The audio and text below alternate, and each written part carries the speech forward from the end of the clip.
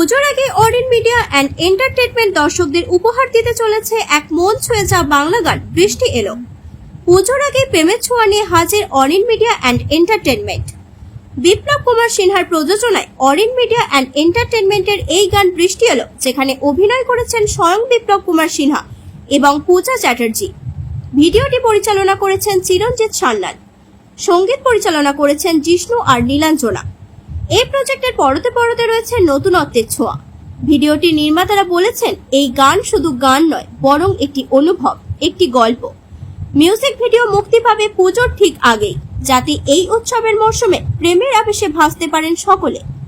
এই গান ইতিবাচক সাড়া ফেলবে দর্শকদের মধ্যে, তা নিয়ে রীতিমতো আশাবাদী ভিডিও নির্মাতারা।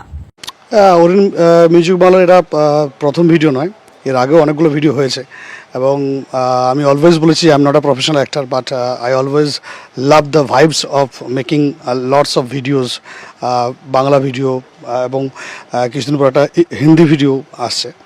তো এটা প্রত্যেক বছর যেটা করে থাকি যে একটা বা দুটো আমি ভিডিও করি, তো এবছরও তার ব্যতিক্রম না।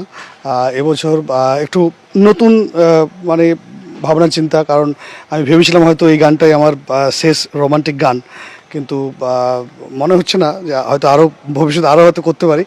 তো এটা এই মহালয়া আসছে, দুর্গাপূজা আসছে, প্রত্যেক বছর আমি চেষ্টা করি দুর্গাপূজা একটা গান করার, এবং করেওছি।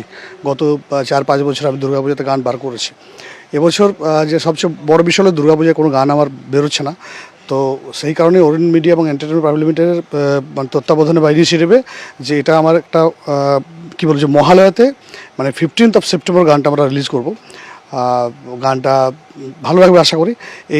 এই গানটার মধ্যে একটা ব্যতিক্রমী জিনিস, একটা এক্সেপশনাল ম্যাটার আছে, যেটা আগের গানগুলোতে ছিল না। আগের গানগুলোতে কী ছিল যে আমরা ক্রোমাটাকে ইউজ করিনি কখনো। আমার যতগুলো গান আজ পর্যন্ত হয়েছে ক্রোমাটাকে ইউজ হয়নি। এবং আমি প্রলয়ের সাথে কাজ করেছি, আমি শঙ্কর সাথে কাজ করেছি, এবং আমি শাহিদের সাথে কাজ করেছি, মানে আরও অনেক 2-4 জন আছে যাদের সাথে কাজ করেছি।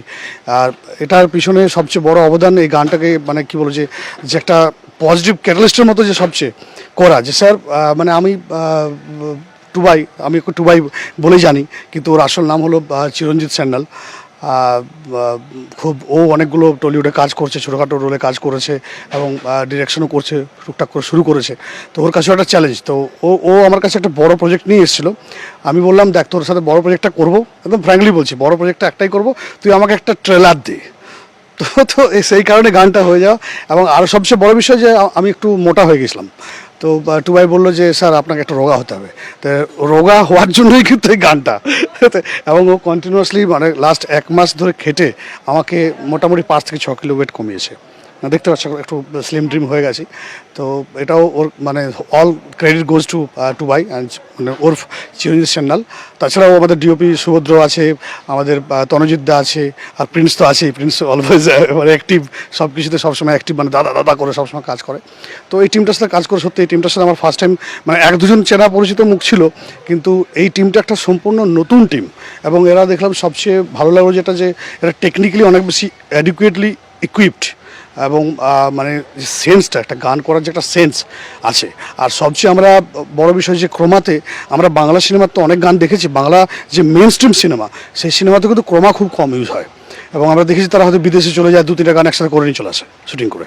ব্যাংককে চলে গেলো, থাইল্যান্ডে চলে গেলো, সুইজারল্যান্ডে চলে গেলো, 2-3টা গান একসাথে শুটিং করে চলে এলো। কিন্তু এই ক্রোমাতে এই ফার্স্ট টাইম এই গানটা আমার মনে হয় যে টলিউডে এরকমভাবে ক্রোমাটাকে, যে গানের ক্ষেত্রে বলছি, অনেক জায়গায় ইউজ হয়েছে, গানের ক্ষেত্রে টলিউডে এরকম ক্রোমাটা ইউজ আগে হয়েছে বলে আমার ধারণা নেই।